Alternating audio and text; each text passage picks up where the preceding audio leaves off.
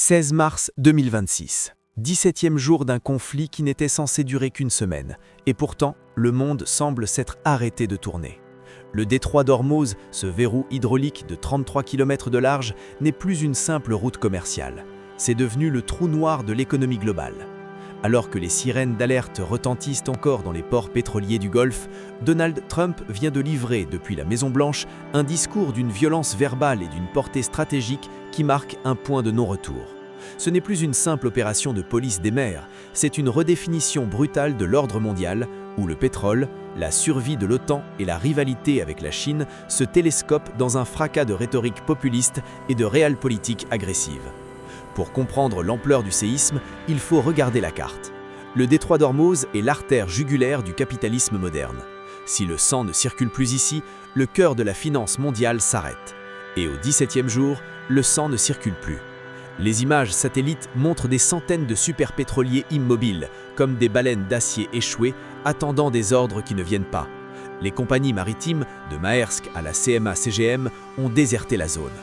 L'Iran a réussi ce que beaucoup jugeaient impossible, transformer le détroit en un champ de mines invisible, une zone d'exclusion où chaque vague peut cacher une menace létale. C'est dans ce contexte de paralysie totale que Donald Trump a pris la parole, avec ce mélange caractéristique de vulgarité calculée et d'instinct de prédateur politique. Écoutez, ce qui se passe à Ormuz est une honte absolue. Nous avons la plus grande armée du monde et nous avons des gens en face qui pensent qu'ils peuvent jouer avec des mines artisanales. J'ai dit à mes généraux, je ne veux plus de rapports, je veux des résultats. L'Iran est en train de commettre la plus grosse erreur de son histoire. Ils croient qu'ils peuvent nous faire chanter avec le prix de l'essence, ils se trompent lourdement. L'analyse de ce premier segment révèle une stratégie de communication rodée, la personnalisation du conflit. En utilisant le terme « honte », Trump ne parle pas seulement de géopolitique, il parle d'honneur national et surtout d'efficacité. Il rejette la responsabilité de l'enlisement sur ses généraux, une tactique classique pour se protéger d'un éventuel échec militaire. Mais derrière les mots, la réalité tactique est cruelle. Le déminage sous le feu des batteries de missiles côtiers iraniens est une mission suicide. L'Iran n'utilise pas une flotte conventionnelle, mais une nuée de vedettes rapides, des drones kamikazes et des mines intelligentes qui reposent sur le fond marin, attendant la signature acoustique d'un navire spécifique. Au 17e jour, l'armée américaine, malgré sa puissance de feu, se heurte à l'asymétrie. Trump sait que le temps joue contre lui. Aux États-Unis, le prix à la pompe s'envole et avec lui, sa cote de popularité. Sa réaction ne s'est pas fait attendre. S'il ne peut pas régler le problème militairement en un clin d'œil, il va forcer le reste du monde à partager le fardeau. C'est ici que le discours bascule vers une remise en question historique des alliances traditionnelles. Écoutez, ce qui se passe à Ormuz est une honte absolue.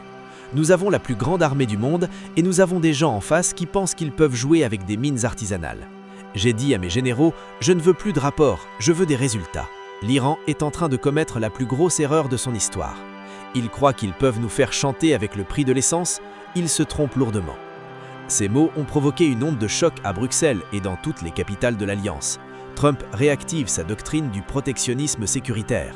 Pour lui, l'OTAN n'est pas une alliance de valeurs, mais un contrat d'assurance dont les primes n'auraient pas été payées.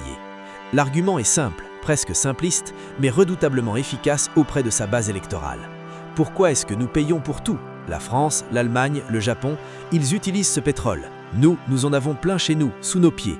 Nous sommes les plus gros producteurs mondiaux. Pourtant, ce sont nos marins qui risquent leur vie là-bas. J'ai dit à l'OTAN ce matin, soit vous envoyez vos destroyers déminer ce passage d'ici 48 heures, soit nous reconsidérons totalement notre protection. C'est fini le temps où l'Amérique payait pour les factures des autres. Mais le coup de maître ou le coup de folie de ce discours du 17e jour concerne la Chine. Jusqu'ici, Pékin observait le conflit avec une neutralité prudente, espérant sans doute voir l'Amérique s'épuiser dans un nouveau bourbier moyen-oriental. Mais Donald Trump a décidé de briser cette passivité. J'ai beaucoup de respect pour le président Chine, c'est un ami, mais il doit bouger. La Chine ne peut pas rester assise à regarder l'Iran mettre le feu à la station-service du monde. J'ai annulé mon voyage à Pékin. Il n'y aura pas de discussion sur les tarifs douaniers tant que le détroit ne sera pas ouvert. Ils ont une influence sur l'Iran, ils doivent l'utiliser, maintenant. C'est le sommet de la diplomatie transactionnelle. Trump utilise le commerce mondial comme une arme de guerre. En annulant son sommet avec Xi Jinping et en gelant les négociations sur les taxes douanières, il fait de la réouverture d'Ormuz une condition sine qua non à la stabilité économique de la Chine. La Chine est le premier client de l'Iran. C'est aussi le pays qui souffre le plus de la fermeture du détroit. En agissant ainsi, Trump force la Chine à sortir de l'ombre. Il veut obliger Pékin à faire le sale boulot diplomatique, forcer l'Iran à reculer. C'est une partie de poker menteur à l'échelle planétaire. Si la Chine cède, Trump prouve qu'il est le maître du jeu. Si elle refuse, le conflit bascule dans une guerre commerciale et énergétique totale entre les deux superpuissances. L'analyse de ce 17e jour montre que nous sommes sortis du cadre d'une simple riposte militaire après une provocation iranienne. Donald Trump a transformé une crise régionale en un outil de restructuration globale.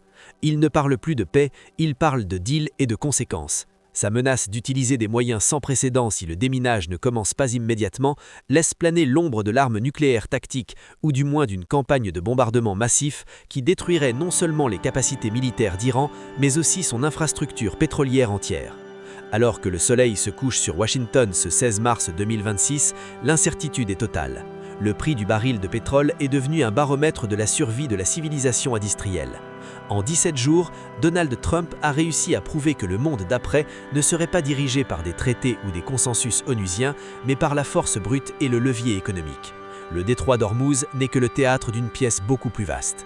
Que l'on soutienne ou que l'on craigne sa méthode, une chose est sûre, après ce discours, le retour en arrière est impossible.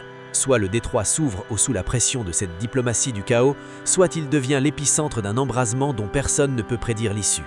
L'Amérique a lancé son ultimatum, l'OTAN est au bord de la rupture et la Chine est pied au mur.